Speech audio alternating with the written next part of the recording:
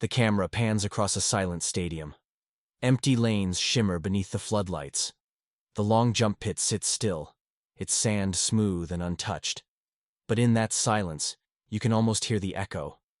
The rhythmic clap of thousands of hands, the sharp intake of breath as a figure in red, white, and blue sprints toward destiny. Then, a leap.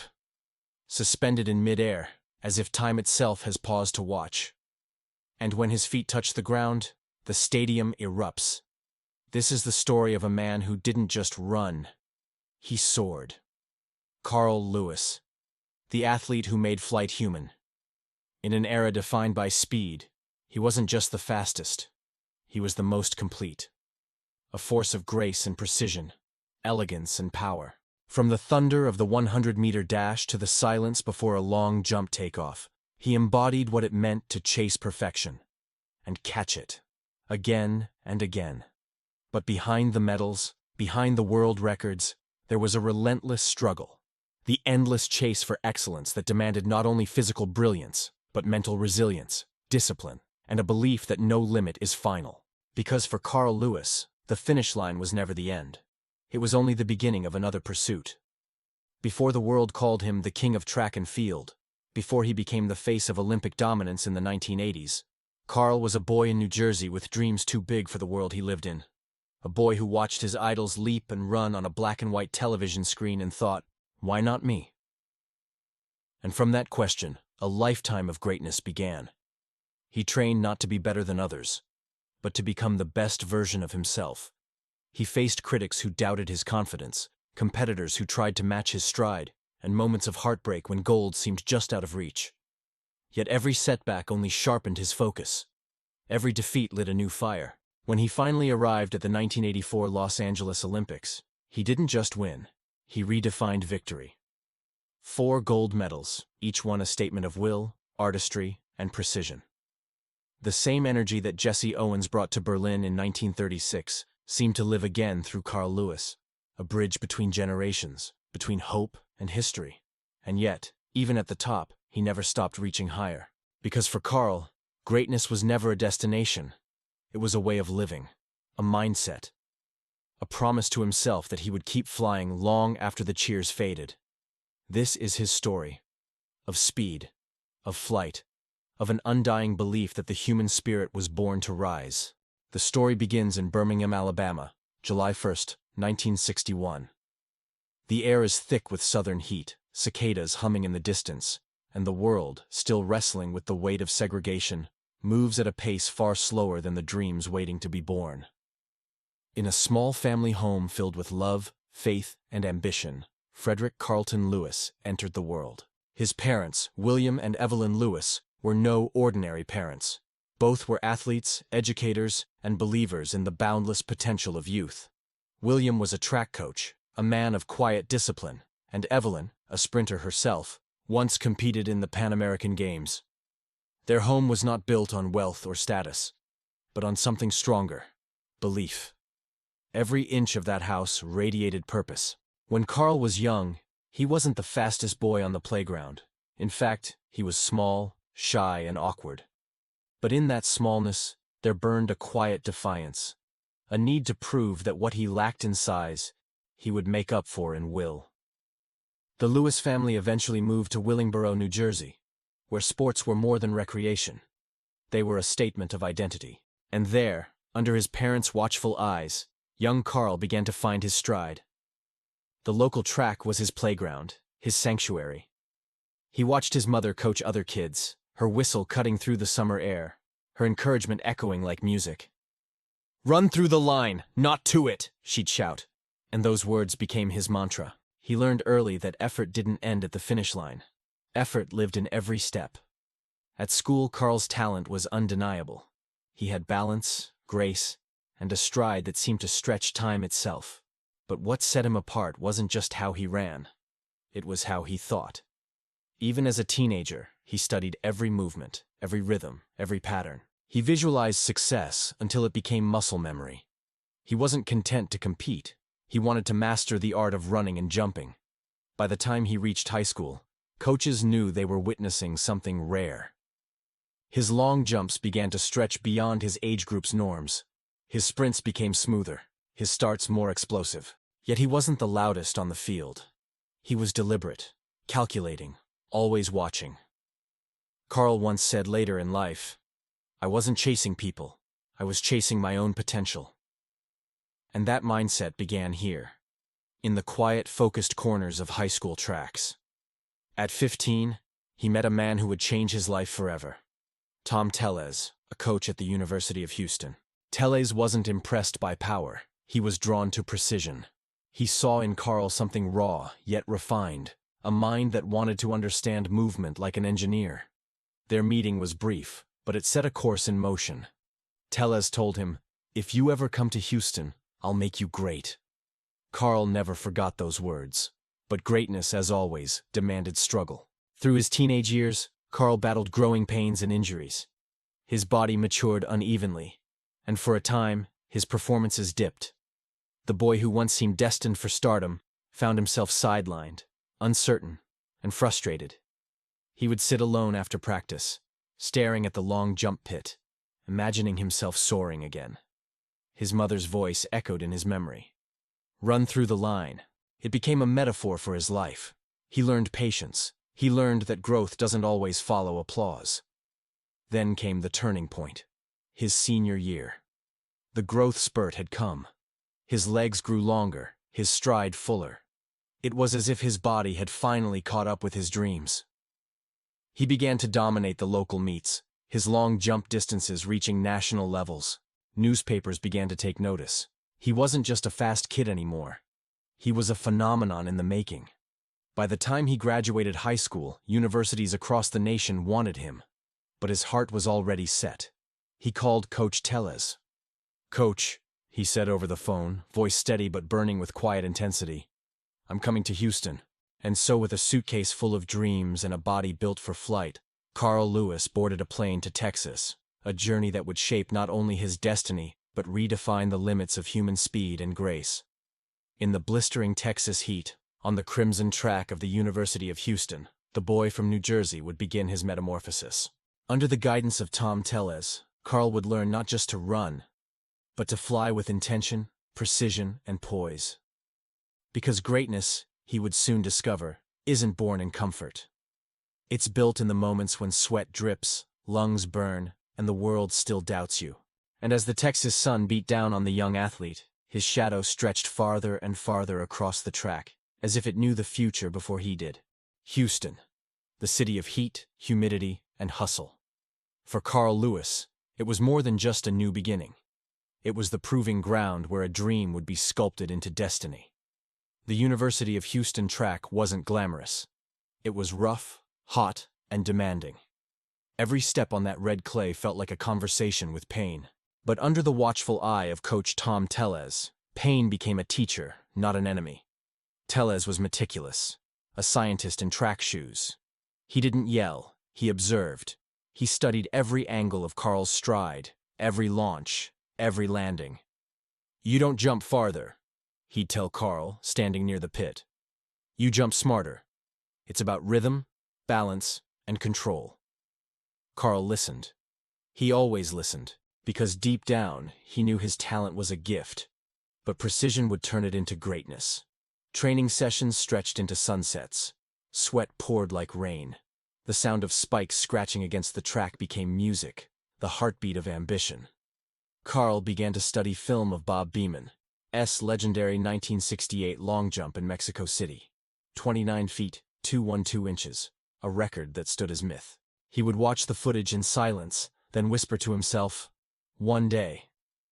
At Houston, Carl's dominance grew quickly. He wasn't just good, he was revolutionary. His long jump mechanics were flawless, his sprinting, explosive yet fluid. In dual meets, he often won both, the 100 meters and the long jump, with an ease that left crowds in disbelief. Teammates called him Superman. Reporters began to notice the young man with the calm smile and the eyes of quiet confidence.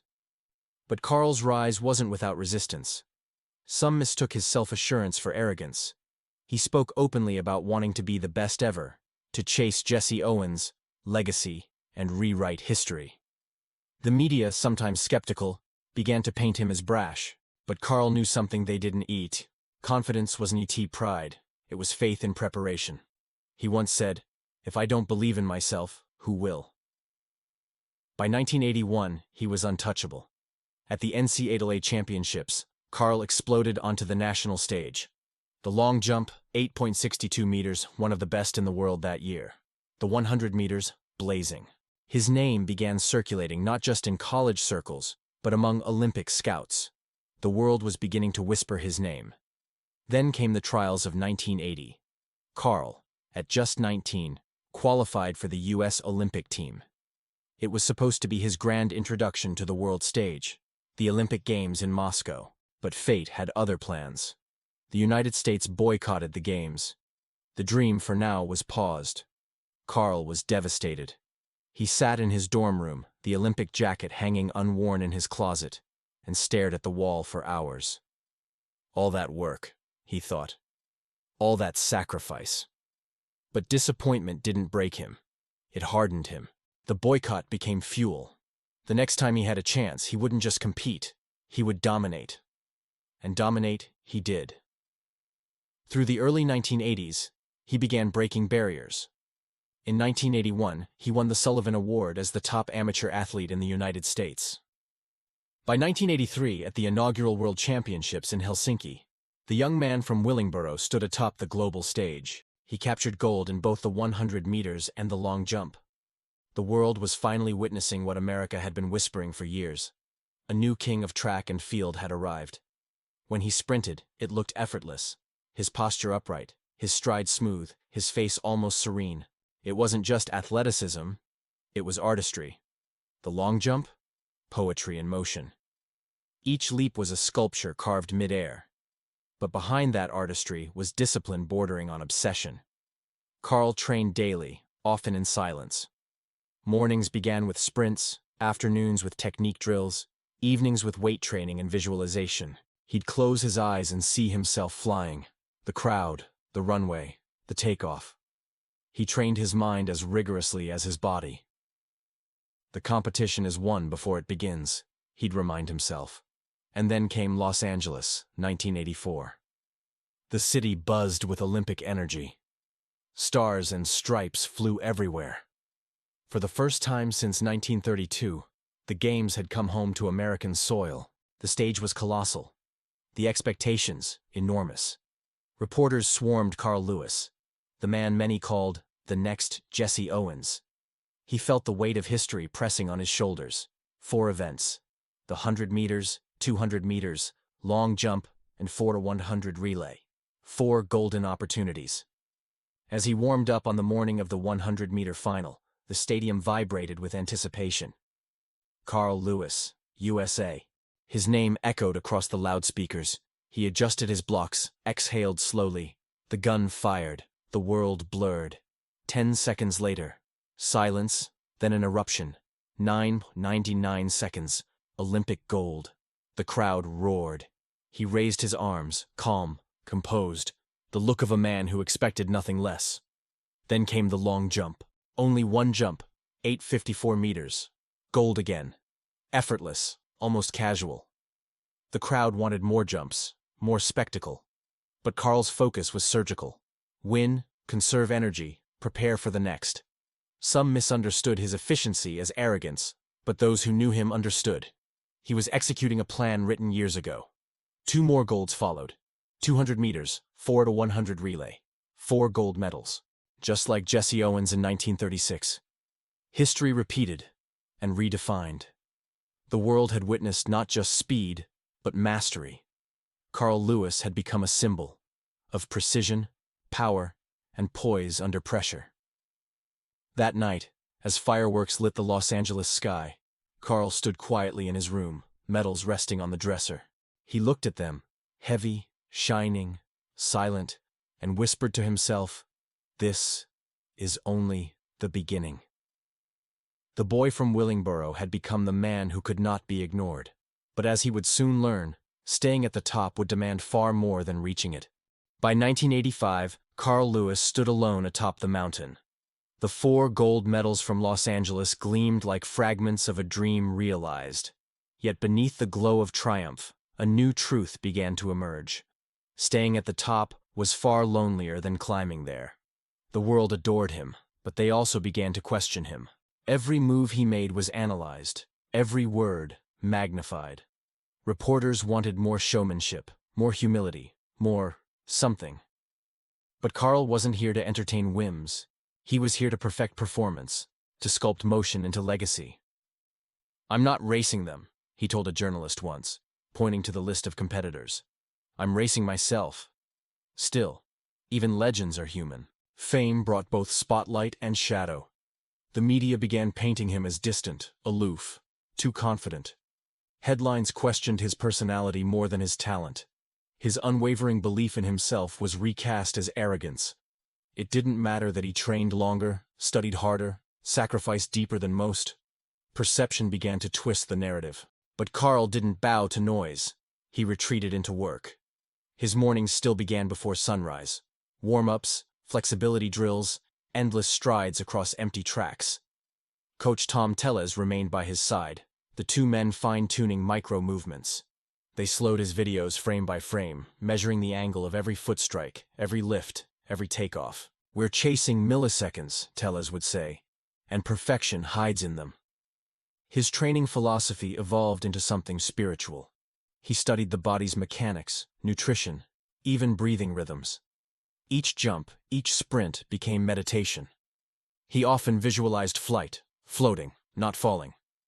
"If I can see it clearly," he'd tell himself, "I can do it." But as Carl focused inward, the outside world was shifting fast. A new rival was emerging from the north, a Canadian sprinter with explosive power and quiet menace. Ben Johnson. Johnson's compact frame, thunderous starts, and raw acceleration captured attention everywhere. Suddenly, there was someone who could challenge Carl's dominance in the 100 meters. The stage was being set for one of the fiercest rivalries in Olympic history. Between 1986 and 1987, the tension simmered. Johnson began closing the gap, meet by meet. At the 1987 World Championships in Rome, the unthinkable happened. Ben Johnson beat Carl Lewis in the 100 meters, setting a world record of 9.83 seconds. The world gasped. Carl's crown, it seemed, had slipped. The camera zoomed in on Carl's face after the race. Calm. Expressionless. Inside, though, there was a storm. He walked off the track without a word, replaying every step in his mind. Back in his hotel room, he stared out the window that night, Rome's lights flickering in the distance, and whispered, "I'll be back." But something about Johnson's rapid transformation, his sudden muscle bulk, his astonishing recovery speed, gnawed at Carl's instincts. He voiced his doubts openly, criticizing the growing use of performance-enhancing drugs in athletics. "We're losing what makes this sport pure," he said in interviews. The words drew backlash. Some called him bitter, a sore loser. But Carl stood firm. "If I have to lose to stay clean," he declared, "then I'll lose with pride." He didn't know it yet, but time would vindicate him. The Seoul Olympics, 1988. The stage was set for redemption and revelation. The eyes of the world turned once again to the track, where two men stood in their blocks, Carl Lewis and Ben Johnson, the prince and the challenger.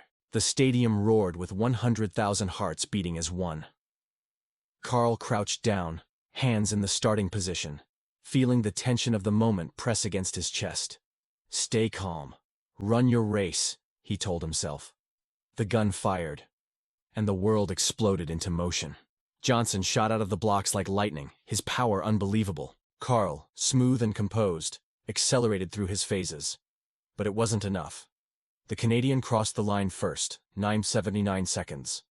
A new world record. Carl finished second. The cameras caught the disbelief in his eyes, not frustration, but curiosity. Something didn't add up. But then, the twist.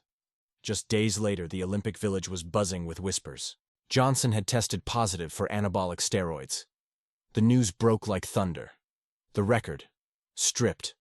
The gold, rescinded. The disgrace, monumental. Carl Lewis was reinstated as Olympic champion.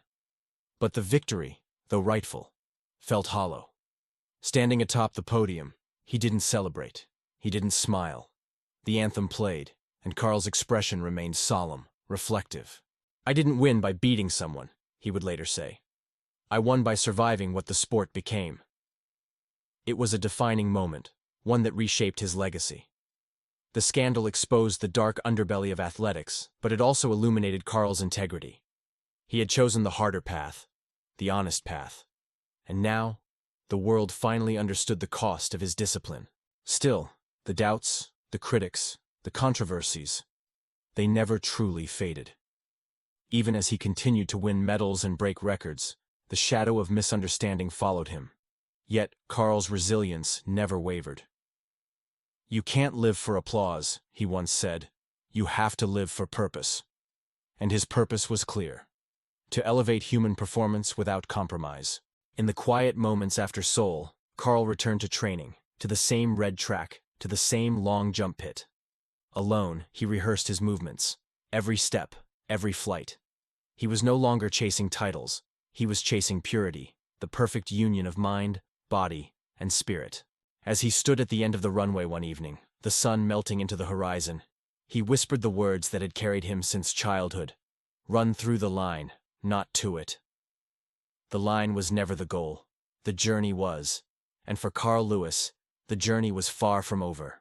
The Seoul Olympics had tested Carl Lewis like no race before. The gold he received wasn't born of pure victory. It was reclaimed through integrity, endurance, and truth.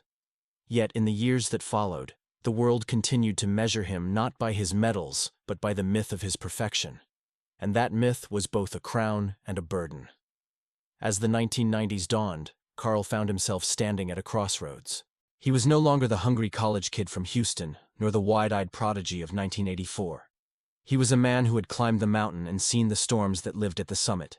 Fame, controversy, and expectation had all taken their turns testing his resolve. But if there was one thing Carl Lewis knew, it was how to start again. The sport was changing. New faces were emerging. Power sprinters, younger jumpers, hungrier athletes chasing the same dream. Some said his time had passed. "Lewis is done," the papers wrote. But Carl never listened to outside voices. He had learned long ago that champions are not defined by noise. They are defined by the quiet work done when no one is watching. He returned to his roots, back to Tom Tellez, back to the fundamentals. Training became less about proving something to the world, and more about refining something within himself. Every morning, the sun would rise over Houston, and there he'd be, methodically stretching, running strides, studying film, searching for that perfect alignment between power and grace. "The body ages," he told himself one day, "but mastery doesn't." He had begun to understand that greatness evolves. The young athlete had once been driven by hunger, but the man he became was driven by purpose. His new mission wasn't to chase speed. It was to preserve art. At the 1991 World Championships in Tokyo, the track glistened under the stadium lights. Carl Lewis was 30 years old, veteran age for a sprinter. But there he stood, calm and resolute. The 100 meters that night would become one of the greatest races ever run. The gun fired, and for 9 seconds the world held its breath. Ben Johnson was gone from the sport, but Carl had new rivals: Leroy Burrell, Dennis Mitchell, Linford Christie. They exploded out of the blocks. Carl, as always, started behind. But his acceleration was poetry. His final 40 meters were divine. He surged through the line in 9.86 seconds, a new world record. The stadium erupted in disbelief. The legend had returned, 30 years old, and still rewriting history. And then came the long jump. His duel with Mike Powell would become the stuff of legend. For years, Carl had ruled the pit. 65 consecutive wins, an unbeaten streak spanning a decade. But that night, something extraordinary happened. Carl leaped 8.91 meters, a wind-aided mark beyond Bob Beeman's mythical record. The crowd gasped. Then Powell answered, 8.95 meters. The record was gone. Carl didn't sulk, he didn't rage, he smiled. Because he had been part of something transcendent. A competition so pure, so elevated, that it honored the very essence of sport. When Powell's record was announced, Carl embraced him. "You earned it," he said, eyes shining. That's what this is all about. That was the spirit of Carl Lewis, the ability to rise, even when the moment wasn't his. In 1992, he returned to the Olympics in Barcelona, older, wiser, and still dangerous. The 100 meters went to Burl, but Carl's focus had shifted once again to the relay and the long jump. In the 4x 100, Team USA roared to gold, setting a world record of 37.40 seconds. And in the long jump, his kingdom, Carl soared again, winning his third consecutive Olympic title. Another gold. Another lesson in longevity. By 1996, the Olympic Games came to Atlanta, his fourth and final. Most believed his career had ended years earlier. He was 35, too old, too far removed, too outmatched. But Carl Lewis had one last flight left in him. The long jump final at the Centennial Olympic Stadium was electric. The stands trembled with anticipation. The young athletes were strong, fresh, and confident. But Carl's calm presence seemed almost spiritual. He didn't have the speed he once did, but he had something greater. Experience, timing, unshakable belief. On his third attempt, he ran with the rhythm of memory. Decades of repetition guided his steps, the cadence, the takeoff, the float. For a moment, time stood still again, just as it had in Los Angeles 12 years before. His body cut through air, balanced between gravity and grace. When he landed, the crowd erupted. 850 meters. Gold. His 9th Olympic gold medal. His 4th consecutive long jump title. A record of endurance that may never be broken. Carl fell to his knees, overcome, not with triumph, but gratitude. He had done what few ever could. He had stayed faithful to his craft, to the purity of the sport, to himself. After the medal ceremony, he looked up into the Atlanta night sky. The fireworks reflected in his eyes, and for a moment, the years fell away. The little boy in New Jersey, the young man in Houston, the champion in Los Angeles. They were all there, united in that one breath of reflection. As the crowd chanted his name, he whispered softly, "It's been a good run." When Carl retired, he left the track not as an athlete defined by medals, but as a figure defined by character. His career became a masterclass in resilience and reinvention. He transitioned into acting, music, and motivational speaking, carrying the same grace and discipline that made him a legend. But his greatest legacy remained the lessons he left behind. Excellence without shortcuts, confidence without arrogance, and belief without compromise. Carl Lewis once said, "The only limits you have are the ones you accept." For over 2 decades, he refused to accept any. Today, his name is spoken not just in record books, but in classrooms, locker rooms, and quiet moments of ambition around the world. His story is proof that greatness isn't defined by time, it's defined by consistency. Because Carl Lewis didn't just run faster. He didn't just jump farther. He taught the world that the human spirit, when disciplined by faith and guided by vision, can fly. The lanes glisten, untouched. The pit is still. And yet if you listen closely, you can still hear it. The faint rhythm of spikes, the whisper of flight, the sound of a man defying gravity. Carl Lewis, the athlete who made the impossible look effortless. Every legend begins with belief, and Carl Lewis proved that belief can take you anywhere, even beyond the limits of the earth itself. His story reminds us that greatness is not found in moments of victory, but in the years of quiet preparation that make those moments possible. If this story moved you, inspired you, or made you believe again in the power of perseverance, don't forget to like, share, and subscribe to Behind the Medal. Join us as we continue uncovering the human stories behind history's greatest champions, their struggles, their courage, and their unstoppable pursuit of excellence. Because every medal hides a story, and every story, a lesson for life.